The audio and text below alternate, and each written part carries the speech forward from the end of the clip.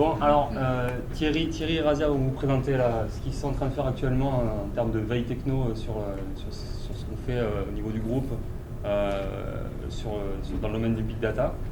Donc il y a plusieurs applications derrière qui vont en découler. Et là aujourd'hui c'est de la montée en compétences et un outil interne. Donc, voilà. Et c'est de comprendre c'est quoi big data pour ceux qui ne savent pas. Du coup, ils vont vous faire une petite présentation pour essayer de un petit peu démystifier le big data et éventuellement, si certains d'entre vous êtes intéressés, vous pourrez aller les voir et ils partageront plus de connaissances. Voilà. C'est ça. Moi, je te laisse la parole. Merci d'être là. Et bon, j'espère que vous avez bien mangé, que vous avez passé un bon week-end. Et comme Vincent l'a annoncé, on va vous présenter Big Data. Alors, pour que vous sachiez ce que c'est Big Data et aussi sur ce quoi on est en train de travailler. Oui, Razia. Alors, comment va se dérouler cet atelier, en fait? On va démarrer par Big Data, le gros sujet. Et c'est quoi Big Data? Comment c'est stocké? Qu'est-ce qu'on fait avec? C'est quoi l'utilité? Et ensuite, on enchaînera avec le projet Big Data Aztec CRM Prédictif, le projet interne Aztec. Alors, quel est le but aussi de ce projet? Pourquoi il est là? À quoi ça va servir? Etc. Et on terminera par un exemple tout simple, parce que Big Data aussi, ça peut être très complexe. On a travaillé sur vraiment les grandes lignes. En 30 minutes, on ne peut vraiment pas tout vous dire. Comme Vincent l'a dit, après on sera là. Et si vous avez des précisions, n'importe quoi, des questions. Et bien sûr, il y aura une petite section, questions, pardon. Et là, on a notre spécialiste, il est où, Rakesh? Rakesh, ça fera un plaisir de vous répondre. Ça vous va jusqu'à présent, le plan? C'est bon? C'est bon. Ok, bon, on va démarrer. Alors, est-ce qu'il y a quelqu'un qui peut me dire une petite phrase bien simple, c'est quoi le Big Data? Lâchez-vous, n'hésitez pas. Vous aurez des bonbons. Ouais. C'est qui participe. Ouais. Allez, Rina. N'importe quoi, vas-y. Oui. Et après, j'ai prends un bonbon, c'est quoi? Si tu dis une bonne réponse. Ah, d'accord. Moi, Big Data ressemble également, je sais pas, à l'intelligence artificielle pour pouvoir rechercher des données et créer. On peut accepter, non? Oui, ça peut être. C'est une prédiction. C'est pour analyser, comme tu dis, business. On peut lui donner un bonbon. J'avais pas comme. Il y a quelqu'un d'autre? Big Data? Non, à votre avis. J'ai fait aussi. Bon, je vais laisser la parole à Razia. Elle va vous... Bonjour tout le monde. Pour commencer, je crois que c'est le mot qui fait plus peur. Donc, Big Data, c'est le concept, c'est littéralement des grosses données, comme le nom le suggère. Parfois appelées les données massives, qui désignent des ensembles de données qui deviennent tellement volumineux qu'on ne peut plus gérer avec les outils classiques. Parce que ça ne fait pas que capturer, stocker ou rechercher, mais aussi visualiser et analyser. Donc, outils classiques, ce que je veux dire, c'est SQL ou les BI, comme on est au courant en informatique. Pour vous donner une idée des données qu'on va entreprendre, je crois que kilobyte, tout le monde connaît le concept, méga, giga. Terabyte, ça commence à devenir courant, je crois, même en dehors de l'informatique. Et pétabyte, les spécialistes prédisent qu'on aura des disques durs de capacité de pétabyte. Et ensuite, on a hexabyte et zettabyte. Il n'y a que des bytes. Voilà. Est-ce que quelqu'un connaît qu'est-ce qui va arriver après? Après les zettabytes, qu'est-ce qu'on a? C'est quoi? Vous avez bien sûr la bonne réponse, bonbon. Là, je crois que personne n'aura des chocolats.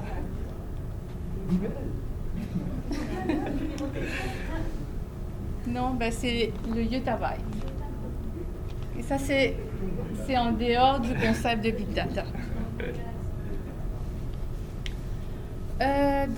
Pour vous donner un petit historique des données, je crois que ça, beaucoup de monde en connaissent déjà. Il y a, avant les années 80, on stockait les données en kilobytes, mégabytes. La taille du stockage, c'était un réfrigérateur. À partir des années 80, on parle en termes de mégas, gigas. On a l'évolution de CD, DVD et l'introduction du fameux flash USB. En 2006, on a l'introduction du cloud avec Amazon EC2. C'est la création des serveurs virtuels. 2007, on a le hard drive, disque dur, qui est toujours qu'on peut exploiter toujours de nos jours. Et 2011 et 2013, on a des données qui augmentent par 400%. Et 2016, finalement, on arrive au concept de hexabyte et zettabyte. Et en 2020, on prédit le yottabyte. Donc tout ça, c'est juste pour vous dire où le big data se situe aujourd'hui. Donc,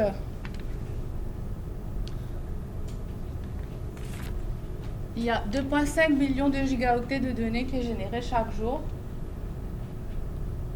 avec 3,5 millions de requêtes par Google, Facebook, 500 téraoctets de données, et Amazon avec 1,4 million de serveurs. Donc, comment Big Data se situe dans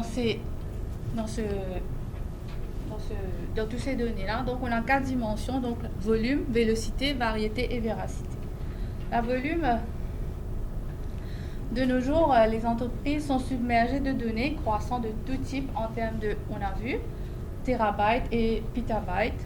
Vélocité, parfois 2 minutes c'est trop, surtout dans les processus chronosensibles comme détection de fraude.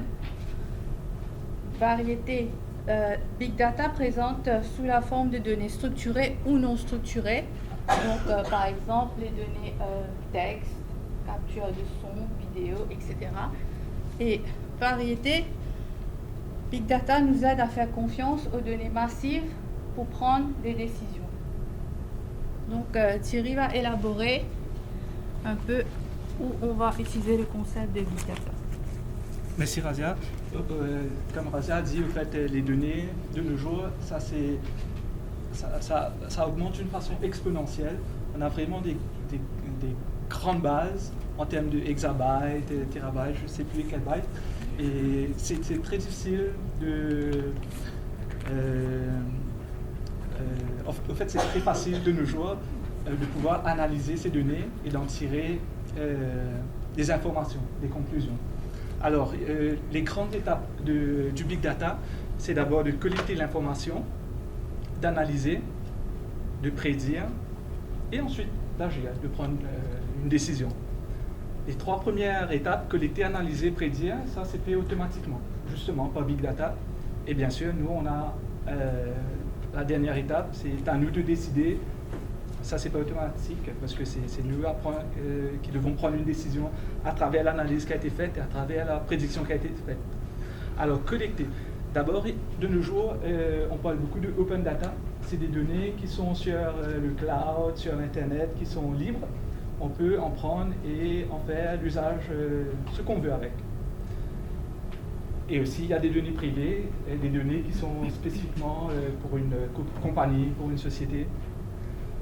Alors d'abord, la première étape, c'est de collecter les données massivement sur Internet, sur le cloud, sur les serveurs, et ensuite de les analyser.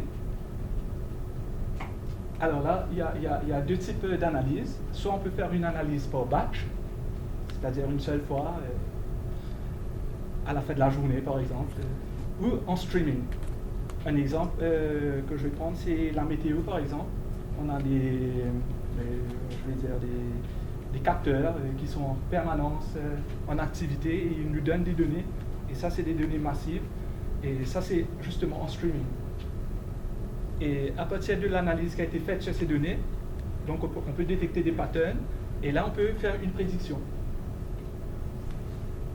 Et avec la prédiction, on peut prendre une action. Soit dire, alors là je vais prendre l'exemple des clients dans un supermarché. Et il y a plein de gens qui vont dans un supermarché pour acheter du pain, par exemple. Et on a mis des capteurs, des vidéos, et il y a même des personnes qui notent qui font des entrées informatiquement pour dire quels sont le nombre de gens qui rentrent, et qu'est-ce qu'ils vont acheter.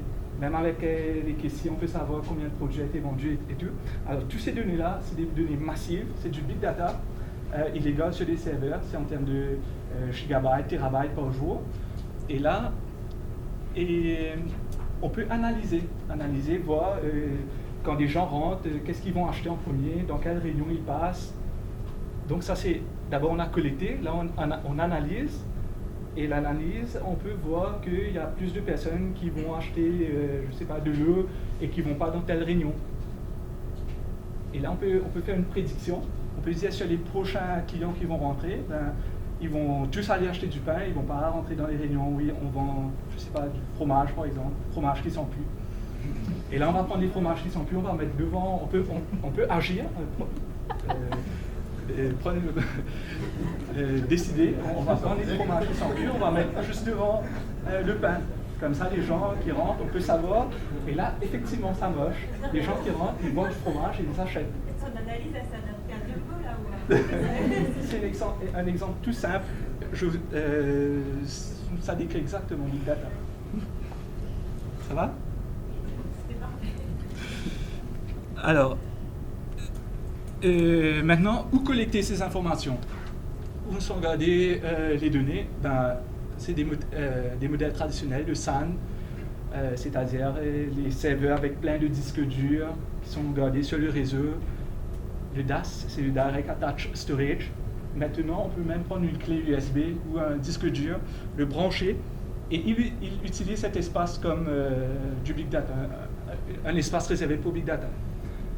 Le cloud, bien sûr. En fait, j'aurais dû mettre le cloud en premier parce que ça, c'est le cloud, c'est le stockage qui grandit le plus vite et qui est le plus utilisé. J'avais même des chiffres, mais je ne l'ai pas mis. C'est que maintenant, presque toutes les sociétés, ils gardent leurs données sur le cloud, sécurisé. Donc, il y a des systèmes distribués où il y a plusieurs serveurs ensemble. C'est un système distribué. Il y a d'autres aussi. Il existe d'autres que je n'ai pas tout listé. Maintenant, avec Big Data, on parle d'un stockage non structuré. Alors, structuré, avant, avec les bases SQL, c'était bien structuré. On avait des tables, des bases de données distinctes qu'on pouvait bien mettre par ordre, avec le ID, le nom, etc. Maintenant, c'est non structuré. On a les images, on les garde. On a les sons, on les garde. C'est un big mélange. Et on parle aussi de nœuds SQL, des bases nœuds SQL. Parce qu'auparavant, avec les bases structurées, on mettait à jour des données, on effaçait, on faisait ce qu'on voulait avec des requêtes SQL. Mais maintenant, on les appelle nœuds SQL. Bon, ça, ce sont des termes, juste pour que vous le sachiez. Et aussi, on a des environnements spécifiques. Alors, je vais vous donner un exemple. Par exemple, il y a Apache de Hadoop. Il a un environnement spécifique. C'est un framework où il combine tout. Un système de sauvegarde, un système de fichiers, HDFS, un système d'analyse et un système de prédiction. Et on en trouve beaucoup de nos jours, à part Hadoop. Justement, quelques mots sur Hadoop. Eh bien, ça a été créé en 2006. Alors, qu'est-ce que fait Hadoop? Eh bien, c'est un système, un framework avec trois grandes parties. Il y a un système pour garder les données, un système pour analyser les données et un système pour faire la prédiction. Donc, ça a été créé par Apache Software Foundation. Le système de fichiers dont je vous parlais, c'est HDFS, Hadoop Distributed File System. Et Hadoop, c'est open source. Ça a été écrit en Java. Et ça utilise une technique qui s'appelle le MapReduce pour récupérer les données. C'est-à-dire que je garde des images sur un serveur, sur le cloud par exemple, et j'utilise MapReduce pour pouvoir récupérer ces informations. Maintenant, il y a deux. MapReduce, c'est assez compliqué à utiliser et il y a d'autres équivalents, comme Apache Spark. Apache Spark, ça a été fait en Scala et il a des API où on peut traiter les graphes. Il y a quelque chose qui s'appelle le Machine Learning Library, où on trouve plein de façons de prédire les données. Et il a aussi des API pour faire du streaming et tout. C'est un système vraiment complet. Alors je vous parle de ça parce que c'est ce qu'on utilise actuellement pour le projet qui va venir. Et il y a bien sûr d'autres exemples comme Lustre d'Intel, GPFS de IBM. Chaque grande compagnie a leur système. Le GFS, vous savez c'est quoi? Le fameux GFS, non? Le GFS, de quelle compagnie peut-être? GFS? Google, qui c'est qu'a dit? Qui c'est qu'a dit? Tout le monde?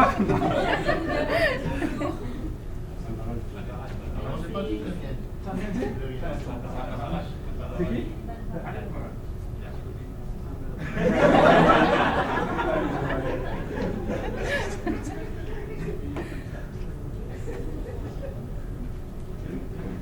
GFS, c'est le fameux système Google où il garde toutes ces données sur le Drive. Et il y a aussi Azure de Microsoft que je n'ai pas mis. Alors, maintenant, on sait comment collecter, comment analyser. Alors, ouais, justement, comment analyser les données. Là, ça devient un petit peu technique, mais je vais passer assez rapidement dessus. Et au fait, lorsque j'ai des données qui sont gardées, il y a une technique qui s'appelle le machine learning, l'apprentissage des données, va détecter des patterns, et à partir de là, on va pouvoir prédire les données. Alors là, pour prédire, on a les fameuses méthodes de mathématiques, les probabilités, statistiques, régression, classification. Alors, j'ai par exemple des données que j'ai gardées dans une base. Ce que je vais faire, je vais faire des méthodes de statistiques. Il va mettre les points quelque part.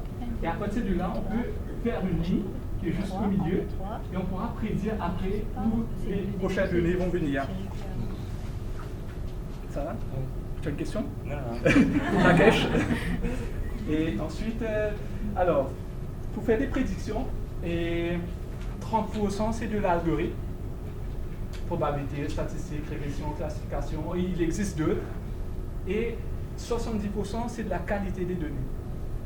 Plus les données ont de la qualité, plus on pourra prédire, mieux prédire. Et là, par exemple, dans cet exemple, c'est que l'algorithme, elle est presque parfaite. Et là, on a les données qui sont presque parfaites. Donc, si on mélange algorithme et qualité, on peut prédire presque avec précision les prochaines données. Thierry, Oui. Si jamais des données, justement, ne sont pas de qualité, comment est-ce que vous pouvez les éliminer ou... Oui, ça vient justement sur le prochain point, c'est le taux de confiance. C'est-à-dire que si les données ne sont pas bonnes, il y a une distance qu'on peut calculer entre le point et ici et faire une moyenne. Et ça s'appelle le taux de confiance. J'ai mis une formule, je ne pourrais pas expliquer ça. Ouais, mais c'est grâce à ça qu'on peut savoir si les données sont de qualité ou pas. Si le taux de confiance arrive à 100%, on sait que tous les points, c'est dans le cas C. Il y a des méthodes, des formules mathématiques vraiment très poussées où on peut savoir, où on peut vraiment trouver un algorithme presque parfait pour faire la prédiction. Ça va?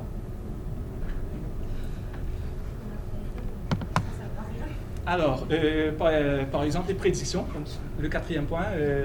En 2012, c'est vrai, hein, ces exemples, c'est que avec Big Data, ils ont pu prédire qu'il y aurait 108 médailles d'or. Et le résultat actuel, c'était 204. Et aussi pour les votes, les élections présidentielles, avec les données massives qu'on a récupérées de tous les gens, de tous les citoyens en Amérique, on a su que en 2012, qui c'est qui allait être élu. Et c'était vrai. Hein.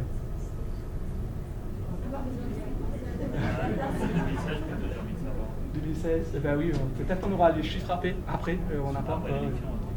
Peut-être qu'ils savent déjà, mais ils n'ont pas communiqué.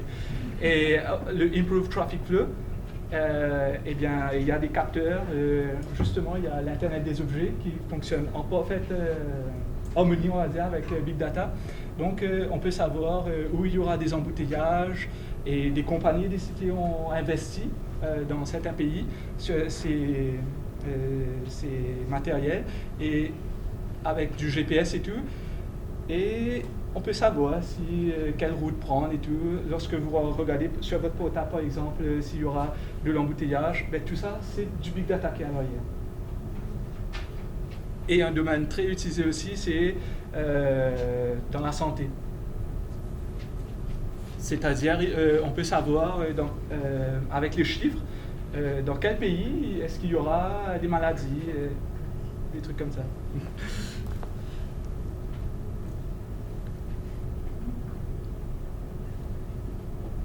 Alors, quels sont justement les domaines d'application du Big Data? Ça touche un peu à tout. Marketing, dans les ventes, les consommateurs, l'étude de marché, dans la maintenance, les avions, trains automobiles, comment ils ont eu une panne et comment mieux la résoudre. Justement, Internet des objets. Un avion qui est en vol continu, ça génère plus de 2 pétaoctets. Je ne sais plus combien de zéros il y avait dans les pétaoctets. Avec plus de 5000 paramètres. C'est énorme comme données. Et comment traiter tout ça? Big Data. Avec les méthodes traditionnelles, on ne peut pas traiter toutes ces données.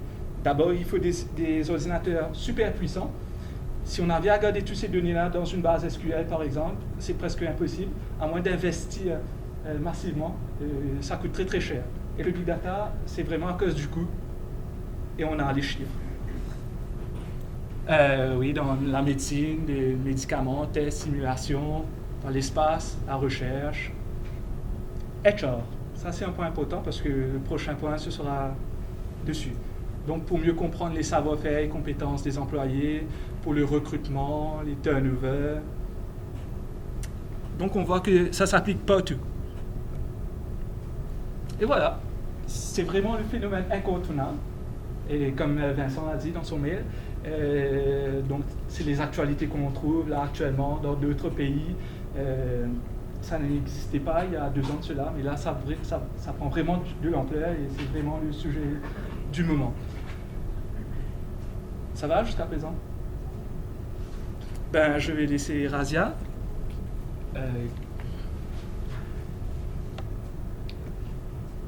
Donc, pour comprendre le projet Aztec CRM prédictif, comme vous savez tous, Big Data, c'est maintenant le truc qui va arriver. Et comme Aztec, on est à la pointe de technologie, on a essayé de mettre en place Aztec CRM prédictif en France. Donc, l'objectif du projet, c'est la mise en place des indicateurs ressources humaines, générant des dashboards de pilotage pour visualiser les analyses des données et ayant des fonctionnalités de prédiction afin d'optimiser le métier de recrutement.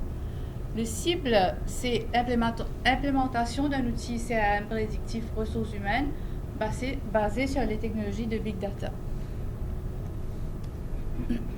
Donc, le projet CRM prédictif est un projet interne qui commence à Aztec France et la cible est de trouver des use cases pertinents pour apporter de la valeur à Aztec et éventuellement, pourquoi pas, Aztec mondial. Donc, les indicateurs invoqués sont, ça, juste pour précision, tous les exemples qu'on a pris, là maintenant, on devient sur le HR. C'est la dernière slide, dans le dernier slide, c'est le dernier application qu'on a pris comme exemple. Donc maintenant, pour les indicateurs de ressources humaines, on a bien sûr des apprentissages de connaissances, de compétences. Par exemple, comment on va générer cette prédiction-là, c'est basé je vous donne un exemple sur les années d'expérience. Prédiction de gestion de risque, par exemple, un départ de collaborateurs, c'est par exemple, vous baserez sur les taux d'absentéisme. Bien sûr, il y a beaucoup de données qu'on va mélanger, mais je vous donne un exemple. Prédire les intercontrats et leur durée, peut-être les projets à venir, etc. Prédiction de la gestion de performance, les années d'expérience, pareil. Ou les cours offerts, anticipation et gestion de la formation interne et externe. Donc, si c'est par profil, etc. Améliorer le ratio rencontre-embauche, c'est par exemple basé sur les données, acceptation des offres, quels sont les candidats qui ont accepté, c'est basé sur quoi. À ce moment-là, on pourra faire une prédiction, réduire et optimiser le temps de sourcing, peut-être faire des formations, chercher où il y a des failles dans notre entreprise, augmenter la pertinence des annonces Aztec diffusées. Où trouver ces données? On a deux main, donc données intérieures. Il y a une base de données Aztec qu'on utilise. Vous avez les CV recueillis. Et ensuite, les données extérieures, par exemple, dashboard. Vous avez des bases de données ouvertes, comme Kaggle, par exemple. On a des data mining social network, LinkedIn, Facebook. Et data scraping, on a des forums avec des compétences requises en ligne. Et Thierry vous explique un peu plus l'aspect technique. Merci Razia. Et alors, qu'est-ce qu'on utilise pour faire pour travailler sur ce projet interne? Eh bien, on utilise Redmine, Git, Balsamiq. Balsamiq, en fait, c'est un outil que pour faire des graphes en vectoriel, joli pour des clients. Et ensuite, on a le fameux usine logicielle, qui est le Scum Foundation for Hadoop. Alors, c'est un package, une machine virtuelle dont il y a Ubuntu, que vous savez sûrement déjà, Linux. Donc, on utilise Eclipse pour le développement. Pentaho, qui est un outil très performant, qui permet de transformer des données et de visualiser les données. Visualisation, c'est ça le résultat final, c'est un dashboard. C'est dessus qu'on va nous dire avec des graphes quelle est la prédiction qui a été faite. Et il y a aussi là-dedans la librairie Spark. La librairie Spark, c'est dans les méthodes mathématiques, les machine learning, les classifications, et régression, etc. Alors, ça c'est une capture d'écran de Pentaho, justement. Pentaho, il existe en deux versions. Il y a la version Data Integration, qui nous permet de transformer et de copier les données, de collecter les données de l'Internet et de le prendre chez nous. Et ensuite, on va travailler avec. Et aussi, il existe la version Business Analytics. C'est pour avoir le résultat final, des graphes. Donc ça, c'est le Data Integration, PDI. Et il n'y a aucun développement à faire. Il suffit de drag and drop. C'est du fonctionnel. Il démarre, il attend que le fichier arrive, il extracte les données et il le copie sur un serveur. Et on peut travailler avec. C'est très facile à utiliser Et ça, c'est la version Business Analytics. Et donc, c'est les résultats finaux qu'on obtient.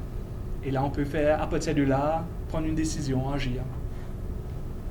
C'est que des images pour que vous connaissiez l'outil. Alors, quels sont d'autres outils qu'on utilise? Eh bien, du Scala, parce que Spark, ça a été fait sur du Scala. Mais on peut aussi programmer sur d'autres langages. Java, R, Python. Par exemple, Razia, elle a fait le projet sur Python, elle. Et ensuite, pour avoir le résultat, le dashboard, on peut utiliser du HTML5, du CSS, du jQuery. Alors, tout ça, si on ne veut pas utiliser le Pentaho Business Analytics. Par contre, si on veut l'utiliser, on n'a pas à connaître tout ça. Bon, mais c'est bon à connaître. Et puis, il y a la librairie D3. La librairie D3, c'est une librairie Java. C'est très puissant pour faire des graphes, pour pouvoir avoir un résultat, pour pouvoir lire c'est quoi la prédiction qui a été faite. C'est vraiment très riche, ça utilise du SVG, du HTML5, et graphiquement, c'est très joli.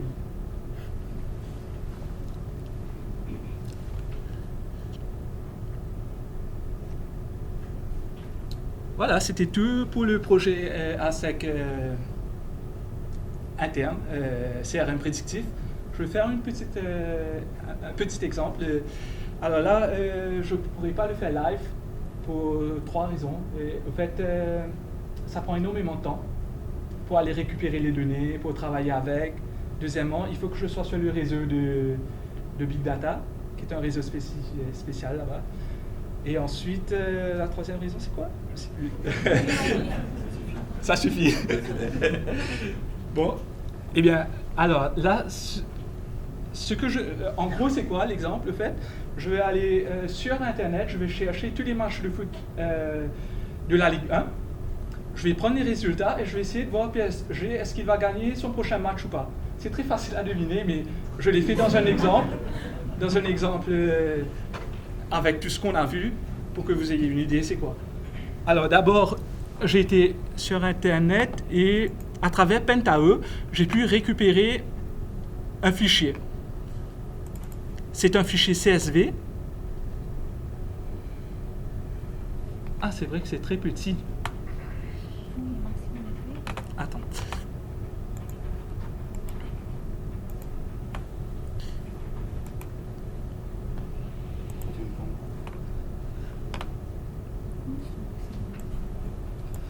Bon, c'est un fichier CSV, il a récupéré des informations, tous les matchs qui ont été joués pour la saison 2015-2016, aller-retour, le match et le résultat en fin de match, et aussi le résultat à la première mi-temps.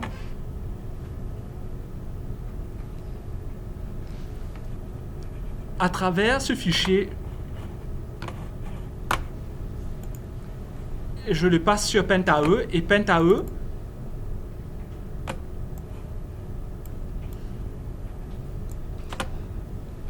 qu'est-ce que je lui dis? Je lui dis démarrer, va chercher mon fichier CSV sur Internet, tout ça c'est automatisé, là c'est en batch, c'est un batch qui a été fait, et là je vais tourner le moteur Scala de prédiction, et je vais retourner un fichier HTML. Et ensuite je vais avoir le résultat.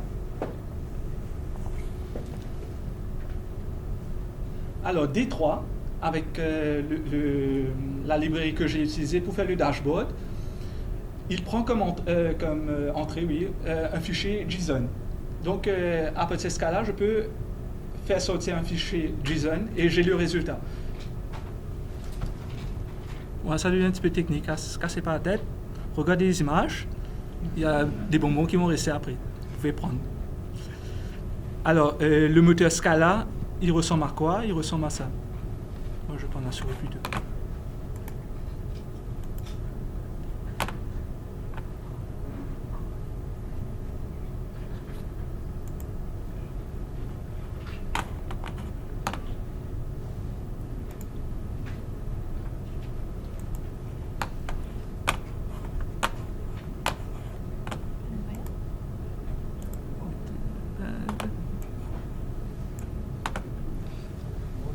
J'allais commenter, mais on voit rien. Tant mieux. Bon, c'est du technique. J'allais vous montrer comment, à travers la régression linéaire, en fait, il prend les matchs qui ont été joués déjà, il les met sur des points, et ensuite il dessine une ligne, et on peut savoir son prochain match, s'il va le gagner ou pas.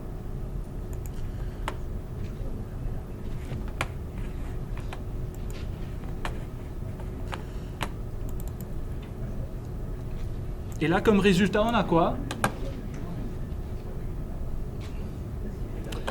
Comme résultat, on n'a rien. Alors, ouvrir avec Firefox. Il y a Firefox dessus? Oui, il y a Firefox.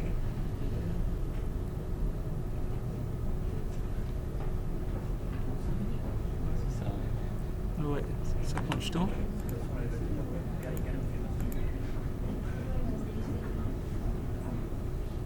Firefox, ça arrive, il faut attendre. Ah ok, ne rien importer, annuler. Ah, j'ai annulé.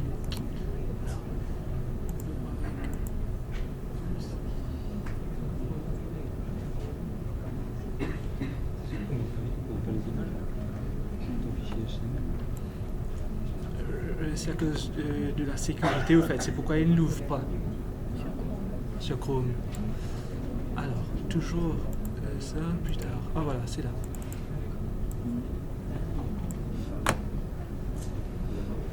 Donc là, on peut savoir à travers le fichier combien de matchs il a gagné.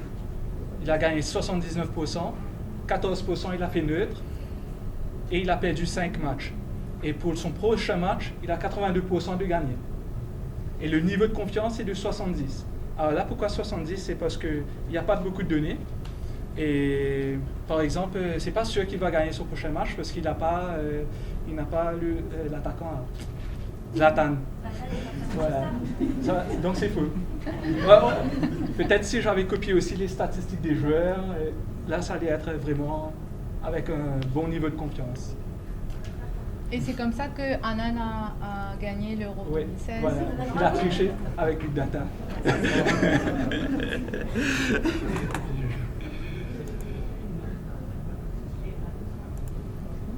bon, c'est pas.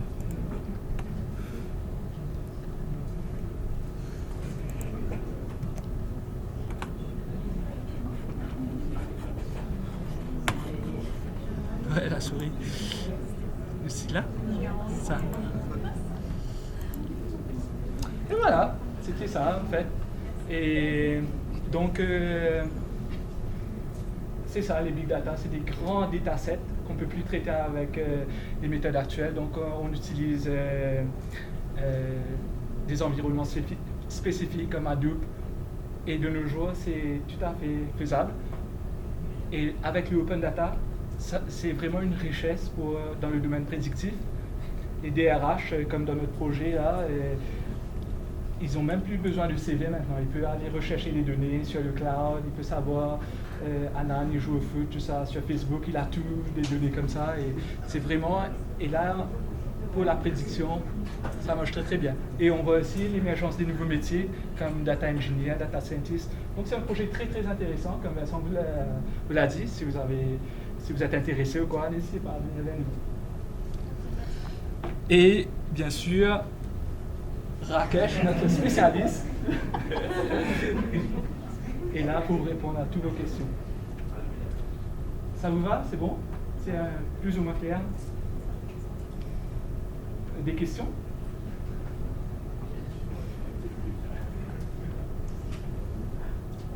Posez des questions, comme ça on va entendre Rakesh.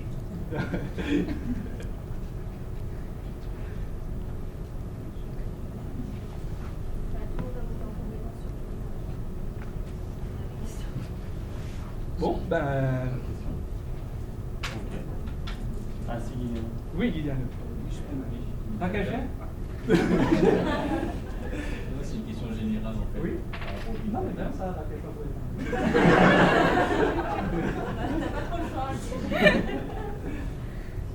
Oui, en général. Ouais, je veux juste savoir quelles sortes de profils sont requis pour les big data.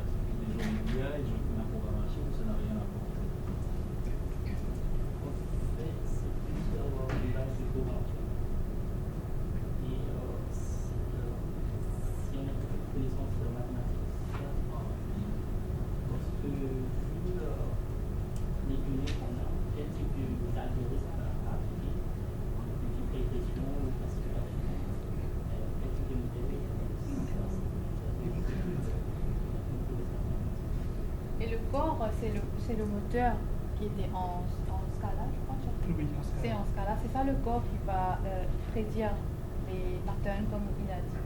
Donc c'est la programmation. En fait, on n'a pas besoin de connaître BI du tout. C'est vraiment un sujet à part. C'est ça, il y a des gens qui croient qu'ils doivent maîtriser parfaitement le BI pour connaître le big data. C'est vraiment différent. Donc c'est Java, Scala, Python. Oui. Alors là, ce qu'il faut comprendre aussi, c'est que le big data, ça ne va pas remplacer les méthodes, le BI, les modes structurés, SQL, etc. Ça vient complémenter. Exactement.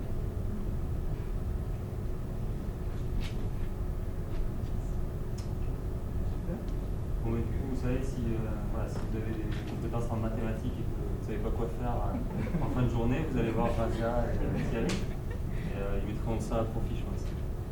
Les pêcheurs, ça serait bien. Ceux qui sont matheux dans l'âme, c'est des projets. Ben, merci beaucoup de votre attention. Merci à vous trois. Merci Rakesh pour l'intervention. Merci. On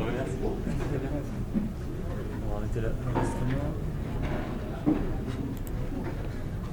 On va voir si ça n'a pas planté.